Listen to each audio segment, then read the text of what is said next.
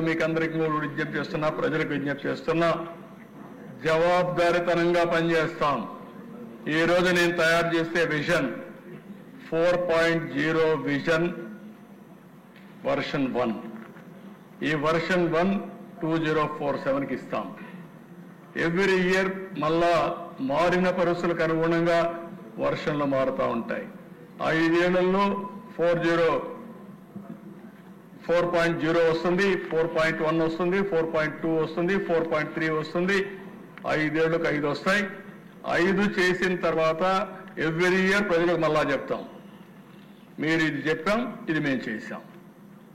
ఎక్కడన్నా చేయలేకపోతే ఎందుకు చేయలేం కూడా ఎక్స్ప్లెనేషన్ ఇస్తాం. మళ్ళీ అడుగుతాం మ్యాండేట్. మళ్ళీ నా 5వసారి ముఖ్యమంత్రులు అయ్యి మనం అందరం మళ్ళా తిరిగి వచ్చి విజన్ 5.0 తీసుకొస్తాం. 2047 వరకు ఇప్పుడు మీరు చూస్తే గుజరాత్లో మీరు చూశారు, 30 ఏళ్లుగా ఒకే పార్టీ ఉంది, బీజేపీనే ఉంది అక్కడ.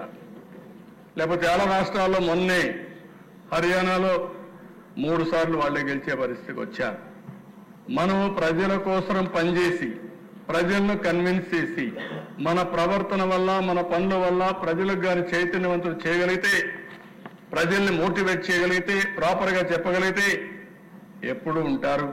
ఇప్పుడు నేను 9వసారి ఎమ్మెల్యే, 10వసారి కూడా అవుతాను. అంటే నేను ఎందుకు మాట చెప్తున్నానంటే అక్కడ వరుసగా ఓటేస్తున్నారు. ఇప్పుడు మొన్నటి వరకు 8 సార్లు వేశారు, 9వసారి ఓటేస్తారు. ఓటేసిన ప్రజలకు మనం ఏం చేస్తున్నాం అనేది ఇంపార్టెంట్, మన ప్రవర్తన ఇంపార్టెంట్. వాళ్ళు మనల్ని ఆమోదించాలి, వాళ్ళ కోసం మనం పనిచేసిన నమ్మకాన్ని కలిగించాలి. వాళ్ళ జీవితాల్లో మార్పు తీసుకురాగలిగితే ప్రజలు మనతోనే ఉంటారు.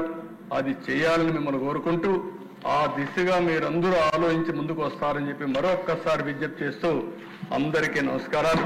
రాష్ట్ర ప్రజలందరికీ కోరుకుంటున్న దిశ మీ ద్వారా ఈ రోజు మేము ఇచ్చిన డాక్యుమెంట్ ఒక చరిత్ర. ఇక్కడ ఎమ్మెల్యేస్ మీ నియోజకవర్గంలో మీరేం చేస్తారో ఆలోచించండి. ప్రజలు కూడా 2047కి మీరు ఎక్కడుంటారో మీరు కూడా ఆలోచించండి. అన్ని విధాల మీకు చేయూతనివ్వడం, అందుబాటులో ఉండడం, అన్ని విధాల అభివృద్ధి చేయడం మా బాధ్యత.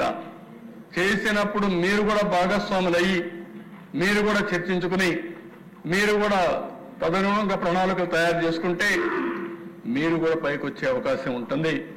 అది కూడా మీరు ఆలోచించండి. ఇంకా మనం డిస్కస్ చేద్దాం. ఈరోజు టైం తక్కువ ఉంది కాబట్టి నేను ఎక్కువ పోవడం లేదు. ఇంకా ప్రజలు కూడా చర్చిస్తాం. చర్చించి దీనికి ఒక దీర్ఘకాలంలో వాళ్ళందరి భవిష్యత్తుకి ఏం చేయాలో చేస్తామని చెప్పి కూడా తెలియజేసుకుంటూ ప్రజలందరూ కూడా ఒక విజన్ తయారు చేసుకోండి మీ కుటుంబానికి.